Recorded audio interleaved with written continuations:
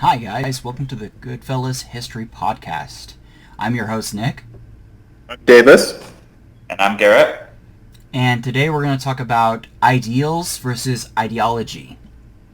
One is a set of goals and the other one is kind of the map to get us there. So the biggest thing I want to talk about with this is the difference between the ideals of fascism and democracy versus the ideologies that espouse them. So, as you know, fascism is kind of a hot topic right now, particularly amongst the left. And there are some really strong definitions, or call for definitions, coming from certain elements online, demanding a well-defined, structured definition of fascism from certain people, particularly people with the name D with ends in E. Destiny. And many various other centrists that are worried that the online left is using the word fascist too much, instead of being concerned with the fact that people are often displaying more and more fascist tendencies, particularly in the democratic discourse of Europe and the United States. So, let's talk about it. What is fascism? Is fascism an ideology, or is it an ideal? An ideal, basically a goal in which a group of people are going towards in structuring society. I'm of the opinion that if you actually look at Nazism, fascism, and Japanese imperialism, all three of them are a perfect example of fascist societies. But all three of them also took place in various different kinds of systems of government. Germany at the time was a republic. Italy at the time was a parliamentarian constitutional monarchy with a fairly strong monarch, but at the end of the day, the monarch and parliament allowed the fascist system to take place. And Japan, you essentially once had a parliamentarian constitutional monarchy that turned into a military dictatorship with the support of the Emperor of Japan. So all three are slightly different structures, but all three of them would be defined as fascist. So, how does one define fascism? Well, Umberto Eco's 14 points on fascism, I think, is a really good starting point in trying to structure down what fascism is. Fascism, in my opinion, is really not an ideology.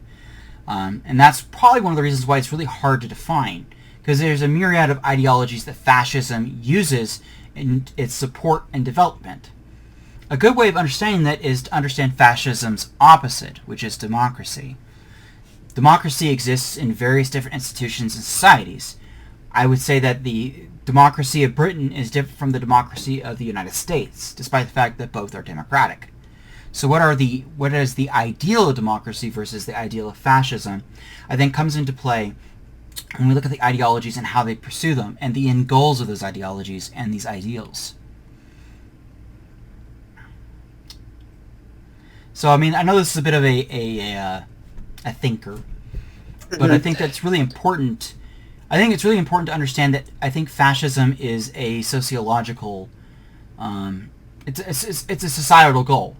Fascists want to restructure society and the nature of society with the state in order to achieve the goals that they want.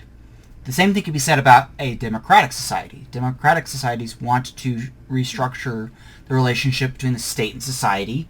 Oftentimes, many Democrats want to see a diminishment of the state and more empowerment of the society. Often, fascists want to use the state as a way of controlling society.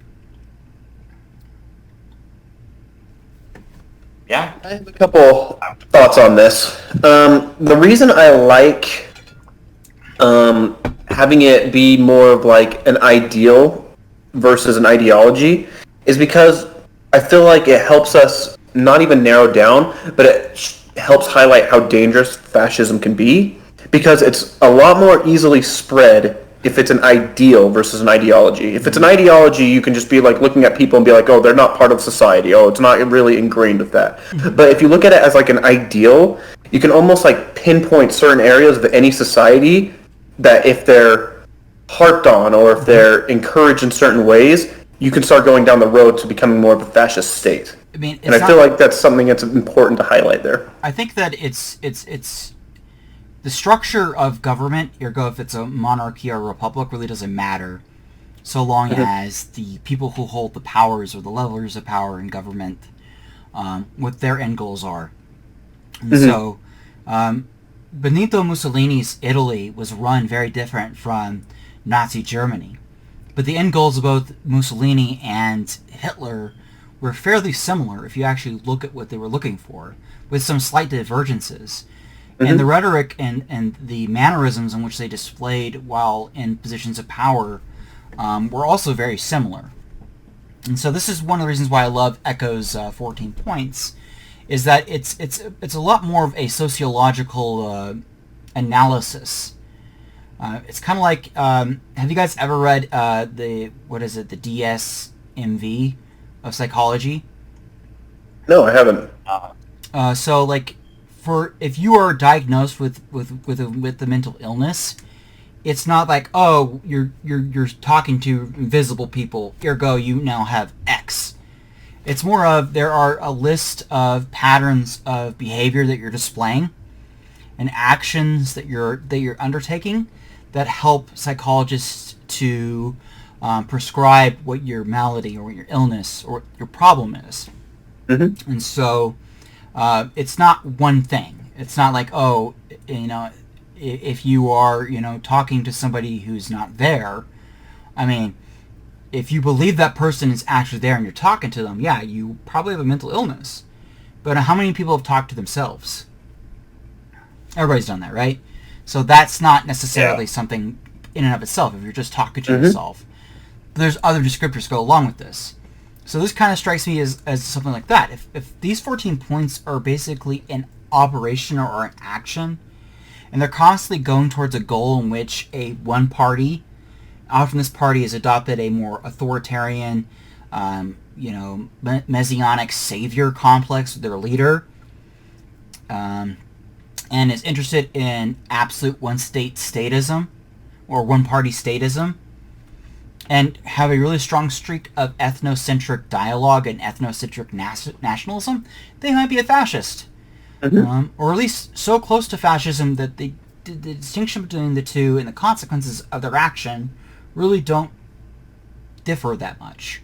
Like, is there really that much difference between the actions that Francisco Franco did in Spain that were that much different than the actions taken inside Italy? And both communities were persecuted by the state, and both communities had to deal with, if they were deviant or seen as deviant within the state, they were repressed. Yeah, or you mean you could look at it at more like current events as well. Like even with I know everyone hates that we compare like Trump supporters and whatnot to like Nazi Germany and everything, but there are similarities to it. Like one of my favorite ones with that is with Umberto Eco's 14 points is action for action's sake. Like if you look at the Capitol riot, there wasn't a whole lot of like devolved leadership. There wasn't like a whole lot of strategy to it, but they still got in solely because they were just doing it. Like they didn't actually have a full point. It was just they were taking the action. Well, I think that it's fair to say that fascism is democracy's shadow. In that this is one of the few things I think that are naturally dualistic by their nature. Just because inherently speaking, they want completely different outcomes and completely different systems. Yeah. And so a good example of this is that, I mean, democracy, there are liberals that are democratic, there are socialists that are democratic, and it's the end goal that we're looking for. Even liberals, I mean, this is one of the reasons why liberals and socialists often ally, and why there's a social democratic party in virtually every single European country, is that inherently speaking, socialists, real socialists, true socialists, want civil liberties. They want people to be free. They want an assurance that people are able to operate under their own volition. Socialism is not the rejection of individualism. It's the rejection of individuals controlling resources and commodities. And this is one of the great tricks that the right has been able to push, is trying to put a wedge between liberals and socialists in this. And this is one of the reasons why I get really mad with this, anti-democratic ravings that we get with the Jimmy Dore stands and the Mike from PA stands. In reality, the liberal faction in the United States is much larger than the socialist faction. And there's a segment of that liberal faction that are your destiny types, whose head is up their ass because they think that they have it figured out. They think that, if we just keep the left at bay and in its box, then somehow magically this perpetual liberal engine is going to be able to keep going forward. That's not the case, though. What you're doing is you're creating fractures and wedges within your own coalition. Mm-hmm. Well, and then it also puts kind of a brake on usually one of the most vocal groups against fascism. Mm-hmm. Like far-right groups have always been at odds with left groups. Yeah. So when you put a brake on that, I'm like, it's only natural that the far right's going to start rising again then. Well, not just that. I mean, let's look at like Destiny's Community. Like, it's become a lot more reactionary. I'd be very fair to say that it's reactionary. Mm-hmm. It's adopted this impulse of, and it could be almost said to be almost fascistic in its own way, because there's this cultish element to that community that feels incredibly unhealthy. So this leads to like my point that fascism is as an ideal. And you see this historically throughout time, particularly in the Greek city-states and the ancient republics, of these tyrants or dictators seizing power, often seizing power by basically exploiting social weaknesses. The less democracy that exists in these states, historically speaking, the more likely it was for these tyrants to maintain their authority. Mm-hmm. So this kind of leads into my point that what's disconcerting about this is that we are seeing a rise of fascism as an ideal in a lot of places. We surely are. We're seeing red fascism rising in China. Mm-hmm. And we're seeing, I would just say, Russian fascism, or whatever the hell whatever color you want to give Putin's fascism. Well, and even across like a good portion of Europe now, like a lot of far-right groups are starting to rise up again. I mean, the National Front and the Alternative for Deutschland were jokes until they're now some of the largest political parties. I think the National Front is the second largest political party in France. Yeah, they're huge now. It's crazy. Like, UKIP might have fallen apart, but the Tories have essentially adopted this bird-brained, platform of Britain first and Britannia, rhetoric. And this leads to my greater concern is that, unfortunately, I think that the left is split on this, and they're allowing their ideologies to get in the way of their ideals. And so, let's think about this. I mean, how many MLs do you guys know? Oh gosh, like probably none. Like personally. Like Marxist-Leninists. ML? Marxist-Leninist. In my personal life, none. Mm-hmm. Online, I know like very few. Mm-hmm. Yeah. They're tiny, but very vocal minority. How many Marxists do you know? A few more online, but again, none in my personal life. Mm-hmm. Well, you classify yourself as a Marxist, right, Nick? Mm-hmm. I'm Marxist. Yeah, so I know you, but like outside of this and like in my personal life, like just with family and friends, like no one. The important thing, the reason why I'm bringing this forward is that my end goal is a more democratic society as a Marxist. But there are Marxists out there, like MLs, that actually don't seem to be all that interested in further democratizing their society. Let's take, China and Vietnam and North Korea, for example. These are societies that have labeled themselves as Marxist, Marxist-Leninist, communist. They've adopted the brand and the motif of socialism. And yet, how democratic are they? So this is where my point of democracy as an ideal is really important. I don't think it matters that much to the people that are in positions of power. Whereas I would say they're probably more fascist than anything else. Yes. Vietnam, maybe not near as much, but that's because as Marx would put it, the material condition that exists in China and North Korea is different than that exists in Vietnam. Yes. And where the Vietnamese state doesn't feel like it needs to turn towards more fascistic behavior with its community in order to maintain its power. And so this is the key thing. The reason why I'm a Marxist and a socialist is I think that the material condition that exists in democracies must remain more equitable or become more equitable and decommodified. Because when you're talking about economic power, the state's limited on its control over that. So we can either expand the power of the state to basically control that, which is a bad thing because that sounds more fascistic than anything else, because that's naturally going to lead to an alliance between the power of the market and the power of the state, or we can break down the power of the market using the state as an institution, but also breaking down the power of the state to control us. I mean, it's highly complicated, but I mean, in the ideology of socialism, there's an argument for a more democratic society. The same thing for liberalism. I mean, there's the original liberal paradox, right? Have I told you guys this one? I think you've mentioned this once to me before. So, the liberal paradox when it comes to the state is can't live with it because any state that's that powerful can take from you and rob from you. Can't live without it because you need a state to basically control institutions to protect your property rights and your property across the seas. And the kicker is you really don't want to pay for it, because it kind of defeats the purpose of being, a property owner if you have to give a huge proportion of your wealth to the state.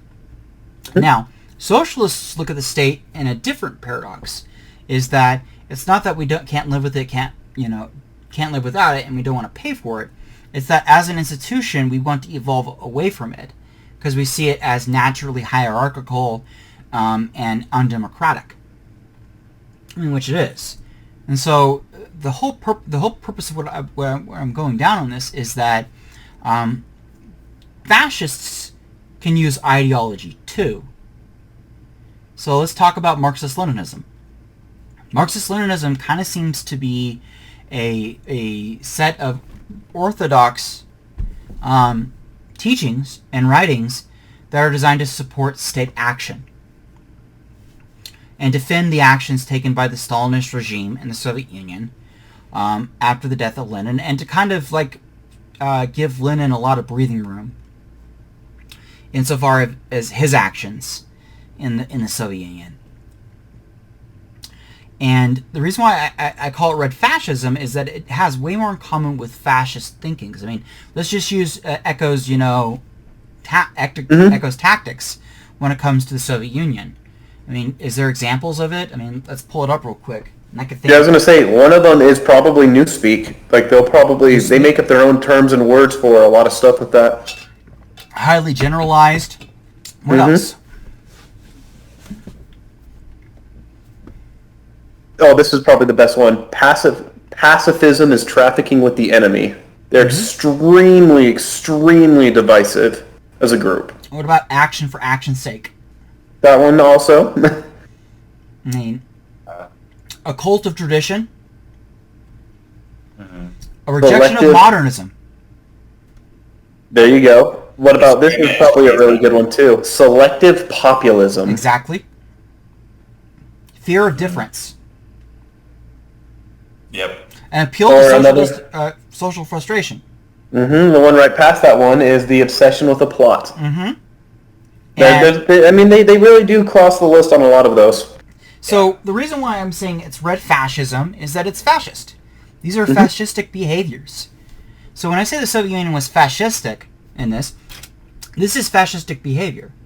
Now, here's the thing. The United States was also adopting many of these same kind of behaviors during the Cold War. So my point here is not to dunk on communists. My point here is to point out that fascism as an ideal is insanely appealing to peoples, often peoples who are in certain socioeconomic backgrounds. So I talked about this before, but what was the social backdrop of the Nazis? I mean, what was... Oh, yeah, it was doctors and lawyers mostly. Doctors, lawyers. You're more likely to find dentists than coal miners in the Nazi party. What about in fascist Italy? I'm not sure on that one. About the same. Really? In Japan. Probably the same. And all key to all this were also middle grade military. Italy, Okay. Japan, and Germany. There were middle grade military people involved. The high command wanted nothing to do with these idiots, but the middle grade military commanders, seizing on an opportunity to promote, spoke about how weak and incompetent the government under these soft liberals. And that appeals to a certain group of people inside the military because they see that as an opportunity for growth. I mean, I could talk about the history of fascism in Japan because I think it's really important. Because I think it actually feels a little bit more closer to what we're dealing with right now. Oh yeah, explain. So, I've made it really clear that I think austerity is a stupid idea and a dangerous one. I'm not the only person who thinks that. Brown professor Dr. Mark Blythe also agrees with that. And the reason for it is austerity basically only punishes people who are of necessity of government action. So poor and everyday people. Mm-hmm. So Japan, well, I mean, you can see that in effect today with Brexit. That exactly. was a big one. So Japan, before the rise of the military junta of Tojo and company, was a fairly liberal place. And I mean that in a classical sense, but also we're fairly progressive too. I mean, like, it'd be interesting to see the nature and character of the Japanese democracy that existed before its collapse. The Japanese held a pretty progressive position. They were an imperial power, but a lot of the leading Japanese professionals at the time were really disconcerted about the empire because they saw it as a huge drain on Japan's economy. Man, there was a lot of people that were being sent into the military to support Japanese occupation of Korea and Manchuria that could be used in the factories and other places that would help sustain economic growth and development in Japan. And so the Japanese were concerned about the fact that their empire was really expensive, but more importantly, there was a handful of Japanese economists who advised Japan go back onto the gold standard. The idea of this was that it would basically bring Japan back into the global market, because the only global market that existed before was the gold standard market. And so after World War I, or during World War I, the gold market was destroyed because we were in the middle of a world war, and you can't have global trade during a world war. Pretty obvious. Yeah. So trade deteriorated in Japan as a result of this, and more importantly, the Japanese began to basically get traded in resources with money that they weren't really sure that was backed with anything substantial. So not only were the Japanese beginning to see their trade with other countries diminish because war's on, more importantly, trade coming into Japan was becoming more and more questionable because the Japanese didn't know what they were exchanging their currency for. So the Japanese basically ended the gold trade, suspended their gold trade, or the gold exchange for the currency. So their currency no longer was backed with gold. The reason why I say they ended their gold exchange is that before this, you could go into a Japanese bank and lay down a piece of paper that was in yen and say, I want this much in gold back for this, which may mean like a little bit of gold. I don't want to get too far into the weeds with this, but what's really important to know about this is that the Japanese economists wanted to return to the gold standard. Problem, I think we've talked about this before, but what happens when you try to introduce gold back into an economy that's been functioning without gold? Probably that yeah, it just wouldn't work. Well, you can put it back, but it comes at an incredible cost. So the Japanese economists kept pushing out letters and information about how we need to cut our way, or they needed to cut their way into prosperity. If that sounds very familiar. Problem. Cutting your way to prosperity means that you're sacrificing prosperity of now for a potential prosperity of tomorrow. which is counterproductive if you think about it, just for 2 seconds. Yeah, you're basically just holding yourself back. Other big problem, one of the biggest expenses that the Japanese government targeted to get its budget under control was the military. The guys with guns. Yeah, okay. And bayonets. And like year after year they kept pushing for more and more austerity, and so the Japanese economy shrank exponentially. Like, we couldn't do to the Japanese in World War II what the Japanese did to themselves with this. So by this time, the liberal faction in Japan, which had basically hitched its wagon to the gold standard, if you're an average lay Japanese citizen working in a factory and your standard of living is shit now, and you have a relative that's overseas that is basically complaining about the fact that he doesn't even have enough ammunition for his rifle, or his rifle is broken and he hasn't got reissued one, and it's all in the name of reissuing a gold standard, it kind of makes you susceptible to some ideas and some arguments, right? Yeah, most definitely. So the Japanese military was quite literally pissed off at the fact that its navy as well as its army were seeing huge budget cuts. And so all of a sudden prime ministers and civil officials started getting assassinated by the military, and the military is taking full credit for it. And so this is where I think I come into my play, where like this is where I'm concerned with the United States, is that if violence becomes normalized, and if an institution like the military is the one conducting the violence, we're fucked. Because at that point, the civic government versus the military turns into a staring contest, and the other side is armed with guns. So, might makes right. And very quickly, a military junta was put into power, and Japan devolved into a fascist state. Didn't that make sense? When you have like a... Really, I think it all comes down to this. When you have a populace that's... Garrett just fell. That's alright. I was going to say we lost Garrett. Okay, well basically when you have a populace that's like vulnerable, they're going to be a lot more susceptible to radical ideas. Mm-hmm. Like either way, but a lot of the time fascism will take advantage of that. Mm-hmm. Like they're going to be like, you're in a bad spot. And the reason for you're that in a bad spot because of blank.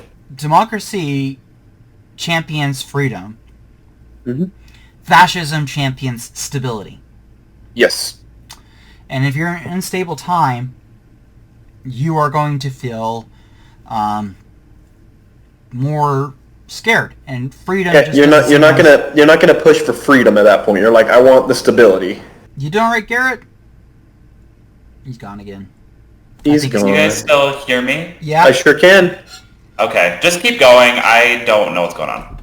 Okay, it looked like your camera was a little hazy, so just something to watch there as well, I guess.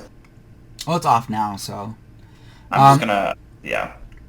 So the point I was getting at here is that I think often people get lost in the ideology and they forget what their end goal is, what their ideal is. Mm-hmm.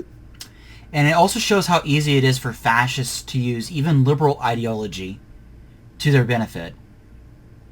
They're promoting private property rights. They're protecting you from those crazy Marxists who want to take away your right to free speech. Or take away your guns. Take away your guns. It's an appeal to a plot, right? There's a great conspiracy out there. So even in liberal democracies like our own, we're seeing this happen. And it's because when the faction or the coalition that's supposed to be pro-democratic ceases to believe or ceases to further expand democracy, the fascist ideal gets empowered, and they become the only argument in town. Well, yeah, and as I said, that makes sense. Just because when you're in a time of crisis, you look for stability, no matter what. Like change is scary at the best of times, mm-hmm. But when you have like the whole world seems to be changing around you, and you have like what seems to be complicit government leadership, you want them gone at that point. Mm-hmm. And if it gets to a bad enough point, you want them gone at any cost. So it makes sense to me. And it becomes easier to demonize them, too. Like, Mm-hmm. Joe Biden, before 2019, if you talked about him to a Republican, it really wasn't that big of a deal. Yeah, he wasn't anything. He's okay.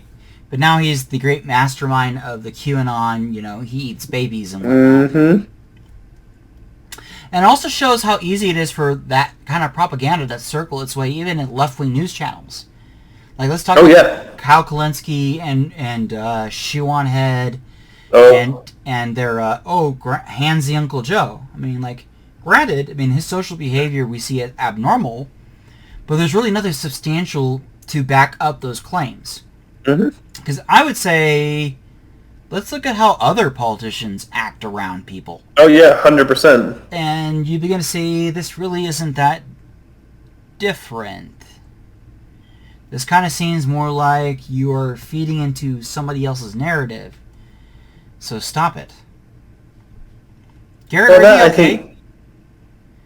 Hi, can you still hear me? Yeah, we can hear you, bud. Can you hear us? I don't know what... Yeah, I can hear you guys. The audio's not the issue. I'm not sure what's going on, so I might That's okay. This. I think we can finish this segment, and then we can figure out what's going on there. Any closing comments? I know you haven't really talked much, Garrett, so have you got any ideas? Yeah. I feel like it makes sense what you said. I don't have a whole lot to add. I feel like when it came to Japan, I didn't know a whole lot. It makes sense, but I do think this is maybe a little too academic for me, if that makes sense. I don't want to sell myself short here, but when we talk about ideals and ideology, I do think that is a little kind of outside of That's outside your wheelhouse. Realm. Yeah, so I was more than happy just to listen, and I know my video wasn't working, but I was able to hear you guys for most of it, and it makes sense to me. Okay. So this is my thoughts on this. I don't like... okay, I should rephrase this. I do really like looking at history, but I don't like getting lost in the sauce sometimes, because I feel like we can almost look at tons of different governments. We can look at tons of different societies, and they're all going to have different problems.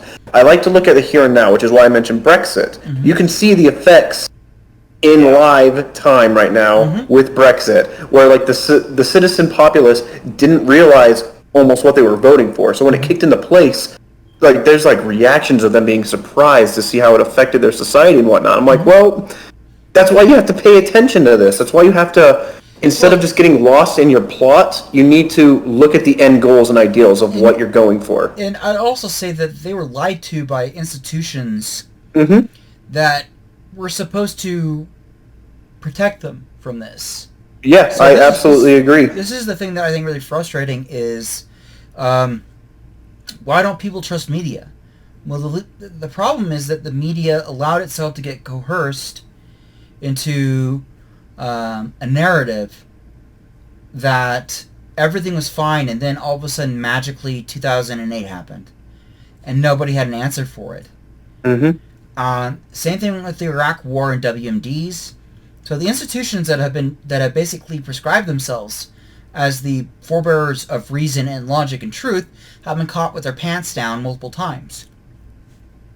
And so I think that it's really important to note that the British people in, 2015, 2016, when they voted on Brexit, the reason why they did it, and the reason why it happened the way it did, wasn't because the people of Britain all of a sudden took stupid pills the morning before.